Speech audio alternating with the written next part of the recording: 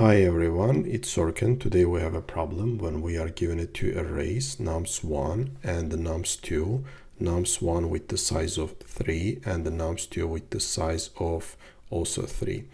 And we need to, and they are arrays of sorted array in ascending order, and then we need to merge them into one array, but the result should be, we should not merge them into separate array, but we should merge the second array into the first array in ascending order again. And in order to accommodate the values on our second array, in the first array we have all the values that for the n, for the nums2, replaced with the 0.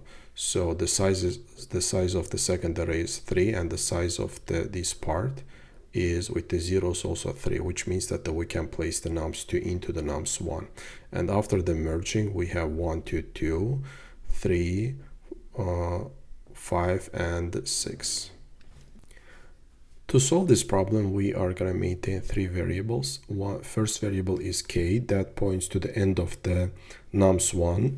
The second one is I, that points to the largest element in nums1, and the third one is j, which is points to the largest element in nums2. So at each step, what we are going to do, we are going to compare the values of ij, and whichever is the greater, we are going to set that to k. So for example, in the first iteration, what we do, we are comparing 3 and 5. So 3 and 6. So 6 is more than 3, so we are placing that at the end of the array, right? Then we are moving our j pointer. At the next step, and also we are moving our k pointer. So at the next step, we are comparing j and I again. 5 is more than 3, so we are placing 5 here. And again, we are moving our j pointer. So now we are comparing again 2 and 3. Which one is greater? Which one is greater? 3 is greater, so we are placing 3 here and moving our I pointer. And now again we are comparing I and I, so it's the same. So we are taking from the j and placing that here, and now that's it. We have used all the elements in j, we have used all the elements in the nums2, and now we are just returning the nums1 because 1 and the 2 is in correct place. First thing that we do here, we are initializing our variables, k, which points to the last index in nums1, I, which points to the largest value in the nums1, and the j, which points to the largest value in nums2, last or largest value in nums2. And now we are going and iterating over our arrays. We are iterating over until either I or j is equals to 0.